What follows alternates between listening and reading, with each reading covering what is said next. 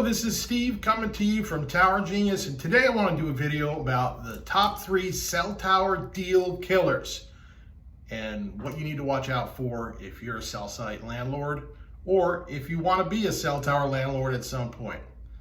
Okay, so let's break it down.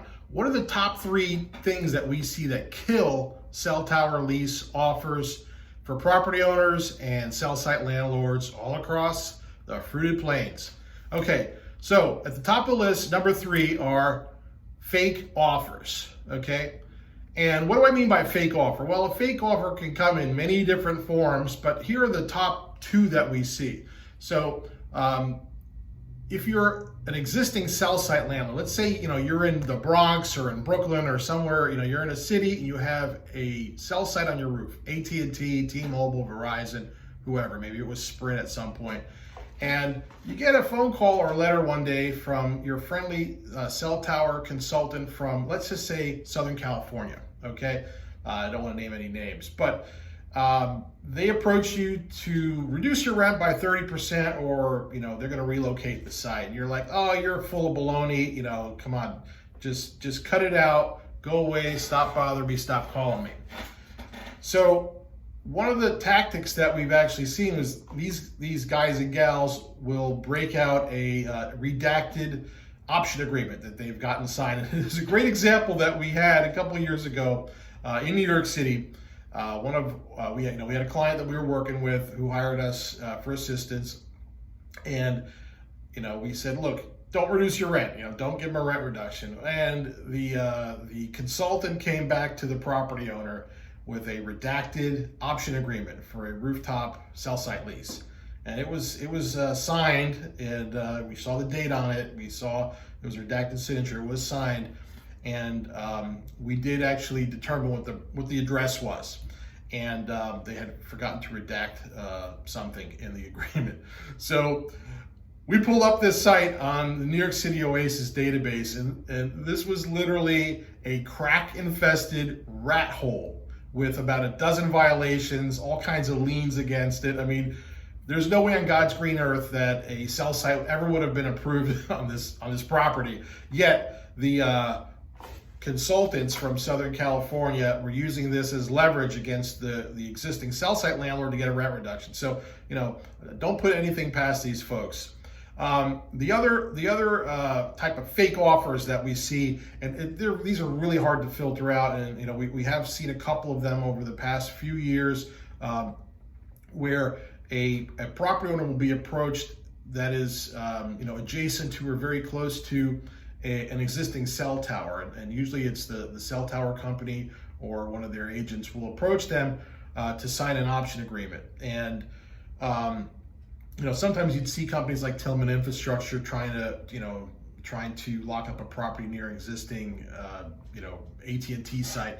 But what it is, and there's really no way to know the intentions here. Nobody knows what their secret intention is, unfortunately, and that's the risk to a property owner, because you don't want to miss the cell tower opportunity.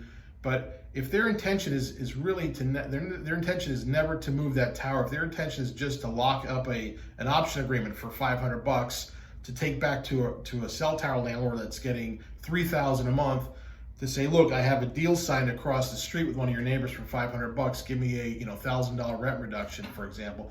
There's really no way of knowing that. So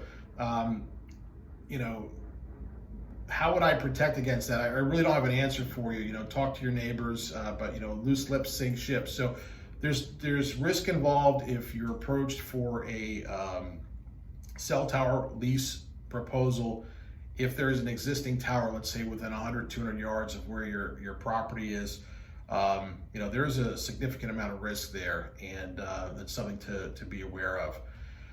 The number 2 killer of cell tower lease proposals and cell site lease proposals are property managers. Sorry, property managers, but you are the number 2 reason that deals get killed in the cell site leasing industry. So what do I mean by that? So I'm not talking about cell site managers, property managers at these big Cushman and Wakefield's and these huge property management companies that have 50, 100 or more cell towers, cell sites in their portfolio.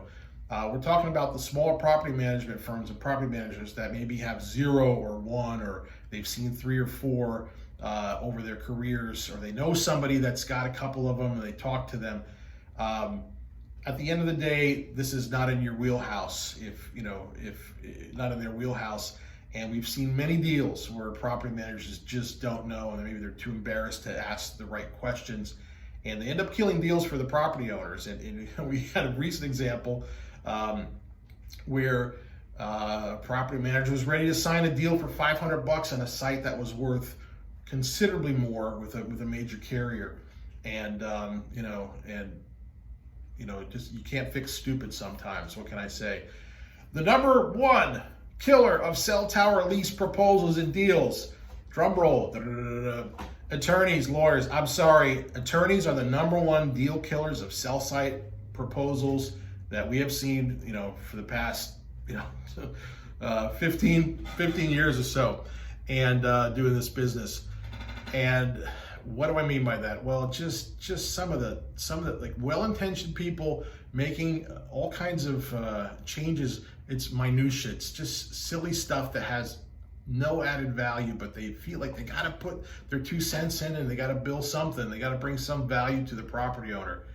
And time and time again, we've seen attorneys kill deals for their clients. And it doesn't have to be that way. So if you're an attorney, if you're a property manager, if you're a landowner who needs help, you have questions about a proposal, you're not sure, give us a call at Tower Genius. We'd love to help you to truly add value and see if we can help you decipher these offers, these proposals, so you can, first of all, protect your property rights and maximize those deals. And it's tricky because not every proposal is for an existing site. The new proposals can be very tricky, and as well as the proposals on existing sites. And that's why it pays to tap into 50+ years of cell site leasing experience that Kevin Donahue and I have here at Tower Genius to help lower your risk and increase the chances of getting a well-rounded deal. Thanks for listening. Take care.